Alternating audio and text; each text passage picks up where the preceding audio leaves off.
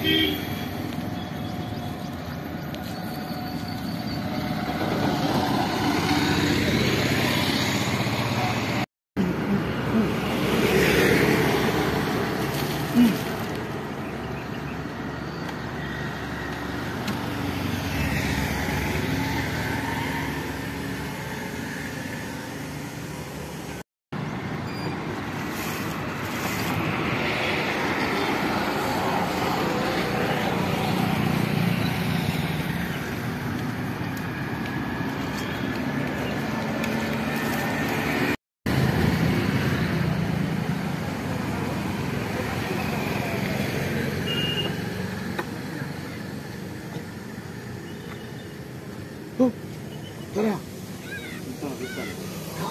అటు మీ దాని పెట్టాను ఇక కథలు అయిపోయి ఇక్కడికి మనం లాస్ట్ మన అభివృద్ధి కోట రాజకోట ప్రగతి వనాలే మన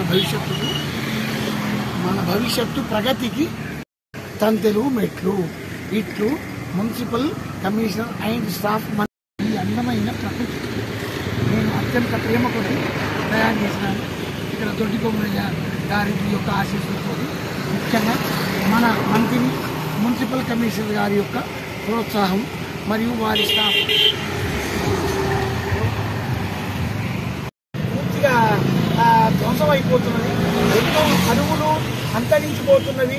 ఎక్కడ చూడండి పెద్ద పెద్ద బిల్డింగ్స్ ఎంతో లోతు నుండి కూడా మంచి మట్టినంతా తీసేసి కాంక్రీటు మన ఇసుక సిమెంట్ తోటి భవన నిర్మాణాలు చేస్తున్నారు. సరే సమాజం అభివృద్ధి చెందుతున్నది, పర్వాలేదు, చాలా శుభ సూచకం. కానీ ఈ ప్రకృతి సంపదను ఎంతో ధ్వంసం అయిపోతున్నది. నదులు చెర్లు కుంటలన్నీ కలుషితాలైపోతున్నవి.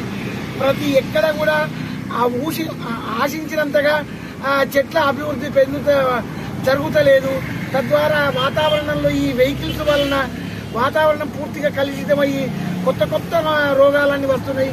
అన్ని రోగాలను హరింపజేసేటందుకే ఈ వనాల యొక్క అభివృద్ధి జరిగి తీరినాడు. భవిష్యత్తు మన తరాలు ఆరోగ్యంగా ఉంటారే తప్ప ఇంకా మనం విచ్చలవిడిగా చెట్లను నరుకుంటూ పోతూ కొత్త చెట్లను పెంచకుండా ఉన్నట్లయితే మనం అందరం వెనుకకు ఆక్సిజన్ బుట్లు కట్టుకునే రోజులు అతి దగ్గరలోనే ఉంటారు. కావున దయచేసి ప్రతి వాళ్ళు కనీసం ఒక 5 మొక్కలను నాటండి. అవే మీ కొడుకులు, అవే మీ బిడ్డలు.